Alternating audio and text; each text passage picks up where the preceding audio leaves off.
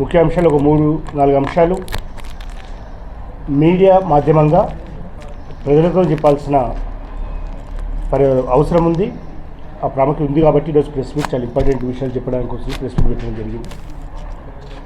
ముఖ్యంగా మొదట ఒక అంశం, షాద్నగర్ మాజీ ఎమ్మెల్యే బక్కన్ నరసింహులు గారు. బహుశా షాద్నగర్లో అందరూ ఆయనకు మంచి రెస్పెక్టే ఇస్తారు, సార్ నరసింహ సార్ అని మాట్లాడతారు.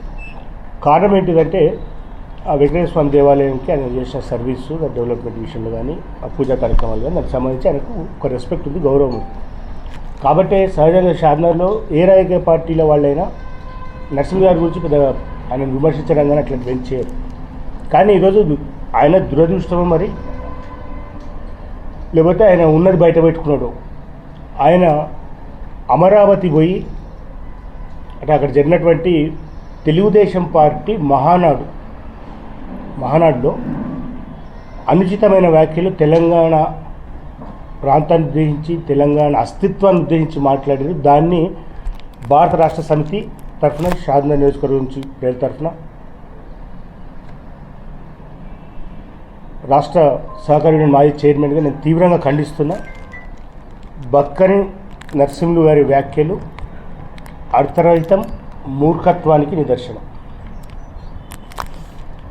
ఈ మాట ఎందుకంటున్నామంటే, గతంలో ఆయన మాట్లాడిన సందర్భం కూడా చెప్తాను నేను మీకు. గతంలో రాజులు తమ దగ్గర కొంతమంది జీతగాళ్ళని పెట్టుకున్నారు. ఆ జీతగాళ్ళ పని ఏంటిదంటే రాజుని పొగుడుతూనే ఉండాలన్నమాట. అంటే రాజును ప్రసన్నం చేసుకోవాలి, పొగుడుతారు. ఎంత రాజును పొగిడితే, ఎంత రాజుకు నచ్చినట్టు మాట్లాడితే ఆ రాజు ముత్యాలహారం వేసుడు, లేకపోతే పక్క నుంచి బంగారు నాణాలు తీసి ఇచ్చుడు, ఇట్లాంటివి ఉంటాయి. అంటే రాజు మెప్పు కోసం పనిచేసేటువంటి జీతగాళ్ల వ్యవస్థ రాచరిక పాలనలో ఉండేది. ఈరోజు బక్కన్ నరసింహులు గారు పోయి ఆ మహానాడు మీటింగ్లో చంద్రబాబు నాయుడు ముందల తెలంగాణ ప్రాంతానికి బద్ధ వ్యతిరేకి అయినటువంటి చంద్రబాబు నాయుడు సమక్షంలో చంద్రబాబు ప్రసన్నం కోసం తెలంగాణ అస్తిత్వాన్ని ప్రశ్నిస్తూ అత్యంత నీచంగా, దుర్మార్గంగా మాట్లాడేది. బక్కన్ నరసింహులు గారికి అంటే నేను వయసులో చిన్నోడిని, కాకపోతే ఆయన పురాణాలు ఎక్కువ చదివారు, నేను చరిత్ర ఎక్కువ చదివాను. ఆయనకు పద్యాలు, శ్లోకాలు ఎక్కువ వస్తాయి, నాకు ఉద్యమ నినాదాలు ఎక్కువ వస్తాయి. కాబట్టి నా పద్ధతిలో ఆయనకు అర్థమయ్యే విధంగా సమాధానం చెప్పాలనుకొని అనుకుంటున్నా. వాస్తవానికి రాజకీయాల్లో పూజకు పనికిరాని పువ్వు లాంటి వ్యక్తి. పూజకు పనికిరాని పువ్వు అని ఎందుకంటున్నా అంటే, పూజకు పనికిరాని పువ్వు మీకు అందరు తెలుసు, మొగిలి పువ్వు. మొగిలి పువ్వును పూజకు పనికిరాని పువ్వు అంటారు. ఎందుకు అంటే దానికి శివుడి శాపం ఉన్నది కాబట్టి ఉన్నది. అన్ని పువ్వులను దేవుడికి పెడతారు కానీ మొగిలి పువ్వును పెట్టరు. గన్నేరు పువ్వులను కూడా కొన్ని పూజల్లో వాడతారు, కానీ మొగిలి పువ్వును మాత్రం వాడరు. కానీ అన్ని పూలలో కంటే ఎక్కువ సుగంధం వస్తుంది మొగిలి పువ్వు నుంచి. మొగిలి పువ్వును ఎందుకు వాడరు అంటే అదే ఒకసారి అబద్ధం చెప్తారు. అబద్ధాలు చెప్పినందుకే పూజకు పనికిరాని పువ్వు అయింది మొగిలి పువ్వు. తెలంగాణ రాజకీయాల్లో, ముఖ్యంగా తెలంగాణ ప్రాంత రాజకీయాల్లో బక్కన్ నరసింహులు అనే వ్యక్తి చంద్రబాబు నాయుడు జీతగాడు మాత్రమే. ఇక్కడ రాజకీయాలకు ఆయన పూజకు పనికిరాని పువ్వు.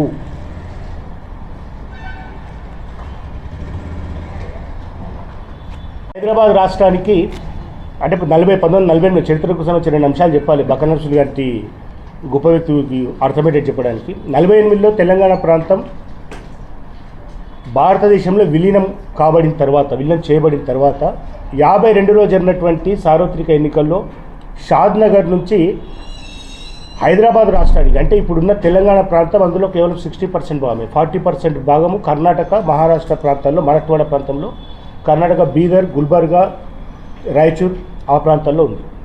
ఈ ప్రాంతం మొత్తానికి షాద్నగర్ మొదటి ముఖ్యమంత్రి అయ్యారు. షాద్నగర్ మొదటి ఎమ్మెల్యే బూర్ల రామకృష్ణరావు గారు. ఈ నేలపైనే 5 సంవత్సరాలు 1994 నుంచి 99 వరకు ప్రాతినిధ్యం వహించినటువంటి బక్కన్ నరసింహులు గారు ఈ ప్రాంత విలువను దేశంలో ఇనుమడించేటట్టు మాట్లాడాలి, కానీ షాద్నగర్ ప్రజలు సిగ్గుపడేటట్టు మాట్లాడారు. పోయి పక్క రాష్ట్రానికి పోయి. తెలంగాణ రాష్ట్రం ఏర్పడేది 2014లో, ఇప్పుడున్నది 2026లో. 12 సంవత్సరాల తర్వాత కూడా చంద్రబాబు చెంచాలు, చంద్రబాబు జీతగాళ్ళు, అంటే నరసింహ గారు లాంటి వాళ్ళు, వీళ్ళందరూ, లేకపోతే సమ్ సెక్షన్ ఆఫ్ ప్రసార మాధ్యమాలు కూడా తెలంగాణ రాష్ట్రం పట్ల, తెలంగాణ అస్తిత్వం పట్ల తమ అక్కస్సును వెళ్ళగక్కుతూనే ఉన్నారు. దానికి నిదర్శనం వాస్తవానికి అక్కడ ప్రాంత ప్రజల్లో తెలంగాణ పట్ల పెద్ద ఏం లేదు, కానీ హైదరాబాద్ ప్రాంతంలో ముఖ్యంగా తెలంగాణ మీద ఆధిపత్యం పోయిందనేటువంటి బాధతోటే తెలంగాణ వ్యతిరేక భావజాలాన్ని నింపుకునే కొన్ని శక్తులు, ఆ శక్తులకు ఊడిగం చేస్తున్నది బక్కన నరసింహ లాంటి వాళ్ళు. ఇలాంటి వాళ్ళే చేస్తున్నారు. బక్కన నరసింహ గారు మాట్లాడిన మాటలు ఒక్కసారి మీకు కూడా వినిపిస్తే నేను దాంట్లో మాటకు మాట నేను సమాధానం చెప్తా. పదము డిక్షనరీలో ఎక్కడ లేదు. ఆంధ్రకు కొన్ని పదాలు ఉన్నాయి, తెలంగాణకు డిక్షనరీలో లేదు. డిక్షనరీ లేదంటున్నారు. డిక్షనరీ అంటే అర్థం ఉంది, అర్థం ఏంటి తెలియదని నిఘంటువు అంటారు. అంటే ఒక భాషలో ఒక పదం ఉంటే, ఒక భాషకు సంబంధించిన ఒక పదానికి ఇంకో భాషలో తర్జుమా చేసి మీనింగ్ చెప్పేది డిక్షనరీ. మరి బక్కన నరసింహ గారు చదివేందో నాకు తెలియదు, నేను డిగ్రీ వరకు చదువుకున్నా. డిక్షనరీ ఎందుకు వాడతారు బక్కన నరసింహ గారికి తెలియదు. తెలంగాణ అనేది చరిత్ర. బక్కన నరసింహ గారు చదవాల్సింది డిక్షనరీ కాదు, చరిత్ర తెలుసుకోవాలి. చరిత్ర చదివితే, చరిత్ర గురించి తెలుసుకుంటే తెలంగాణ అనేది ఎక్కడుందో అర్థమవుతుంది. వేరే ప్రాంతానికి చెందిన తెలంగాణ బిడ్డగా, అంటే మూలాలు వేరే రాష్ట్రానికి, వేరే ప్రాంతానికి చెందిన తెలంగాణ బిడ్డగా ఇక్కడ ఐఏఎస్గా పనిచేసినటువంటి స్మితా సబర్వాల్ గారు చాలా క్లియర్గా, అది మన మిస్ వరల్డ్ పోటీలు, మిస్ వరల్డ్ పోటీలు జరిగినప్పుడు ఆ సమావేశంలో మాట్లాడుతూ తెలంగాణ ప్రాంతం 2500 సంవత్సరాల నుంచి తెలంగాణ పదం ఎట్లా రూపుదిద్దుకున్నది, దీని అస్తిత్వం ఏందని సోదాహరణలతోటి ఆమె వివరించి చెప్పారు. కావాలంటే అదొకసారి నరసింహ గారు చూసుకోవాలి. నరసింహ గారి ఫాలోవర్స్గా పిలువబడే పిడికడు మంది షార్నర్లో ఉన్నారు కదా, ఆ పిడికడు మంది కూడా చూసుకోవాలి. కానీ కొంతమంది స్వార్థపరులు ప్రాంతీయ భేదాలు తెచ్చి అనేక మంది కష్టపడే వాళ్ళ జీవితాల్లో మన్ను పోసిండు. తెలంగాణలో ఎన్నున్నాడు స్వార్థపరులు ప్రాంత విభేదాలు తెచ్చిర్రా. తెలంగాణ ప్రాంతం ప్రాంత విభేదాలు తేలే, ప్రాంత హక్కుల కోసం పోరాడింది. ఈ ప్రాంతానికి రావాల్సిన నీళ్ల కోసం పోరాడింది. ఉద్యోగాల కోసం, ఈ ప్రాంత బిడ్డలకు రావాల్సిన ఉద్యోగాల కోసం కొట్లాడింది. ఇక్కడ అస్తిత్వం కోసం వందలాది మంది కాల్పులలో చనిపోయారు, వందలాది మంది ఆత్మబలిదానాలు చేసుకున్నారు. ఇది రాష్ట్రం కోసం, ఈ ప్రాంతం రాష్ట్ర ఏర్పాటు కోసం జరిగిన ఉద్యమాలు ఇవన్నీ ఒక ఎత్తు అయితే, స్వార్థం ఏది స్వార్థం? తెలంగాణ ప్రజలు తమ ఉద్యోగాలు తమకు కావాలనుకోవడం స్వార్థమా? తమ నీళ్లు తమకు కావాలనుకోవడం స్వార్థమా? తమ కరెంటు తమకు కావాలనుకోవడం స్వార్థమా? తమ ప్రాంతీయ సంస్కృతి సాంప్రదాయాలు నిలబెట్టుకోవాలనుకోవడం స్వార్థమా? బక్కన నరసింహ గారు చెప్పాలి, ఏ స్వార్థపరులు? తెలంగాణ ప్రజల ఆకాంక్షల మేరకే తెలంగాణ రాష్ట్ర సమితిని కేసీఆర్ గారు 2001లో స్థాపించారు.